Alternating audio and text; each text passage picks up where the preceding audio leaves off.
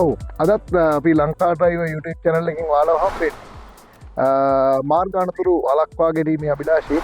ඉතින් අපි මේ අනතුරු වළක්ව ගන්න නම් ඒත් එක්කම මේ පාර සංයමයකින් හොඳ සංස්කෘතියක් ඇති කරන්න නම් මේ රියදුරා සතු ගුණාංග ඉතා වැදගත් වෙනවා.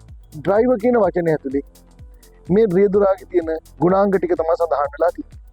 ඩී අකුරෙන් අපි කියනවා ඩිසිප්ලින්. ඩිසිප්ලින් කියලා කියන්නේ නීතිමය තත්ත්වයක්. එහෙමත් නැත්නම් සංස්කෘතිම තත්ත්වයක් යටතේ ඔහු පවත්වාගෙන යන තමාගේ හොඳ ක්‍රමවේදය.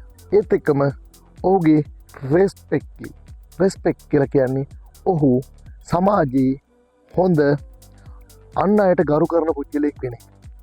ඒත් එක්කම ඔහු අන් අයට ගරු කරයි නම් අන් අයද ඔබට ගරු කරයි. ඒත් එක්කම ඉන්ටෙලිජන්ට් එහෙම නැත්නම් බුද්ධිමත් බව.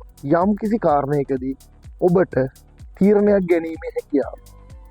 ඒට ඔබ පවත්වාගෙන යන ඔබේ දැනුම වැදගත් සහ ඔබගේ ආකල්පය ඔබ වෙනස් කරන ඔබේ සිතුම් පැතුම් ඔබ සිතන මතේ විදන විදිය අනුව ඔබ ඉන්ටෙලිජන්ට් එහෙම නැත්නම් සමාජයේ බුද්ධිමතෙක් විදිහට පෙනී සිටී. ඉතින් මේ තීන්දුව తీරන ගන්න ඉන්ටෙලිජන්ට් පුද්ගලයෙක් මේ රියදුරා.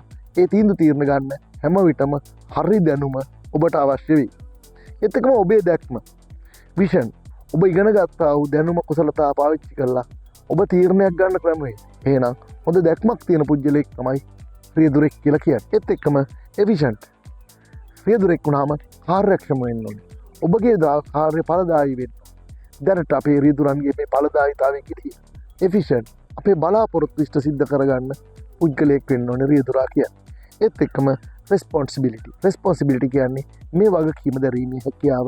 එතන වගකීමටත් වඩා වගවීම. තමාගේ හිත තුළින් මනස තුළින් තමන් මේ වගකීමට බැඳී. ඒත් එක්කම අන් අයට ගරු කරන සහ තමන් ගරුත්වයේ ඉහළට ගමන් කරන බුද්ධිමත් හොඳ දැක්මක් ඇති කාර්යශූර කාර්යක්ෂම වගකීම් දැරීමේ වගවීමේ හැකියාව ඇති පුද්ගලයෙක් තමයි මේ රියදුරා කියන්නේ. අපි තවත් වීඩියෝකින් රියදුරාගේ ගුණාංග සහ මේ වගකීම සහිතව තීන්දුවක් තීරණයක් ගන්න කොහොමද කියන එක ගැන ඊළඟ වීඩියෝදී අපි කතා කරමු.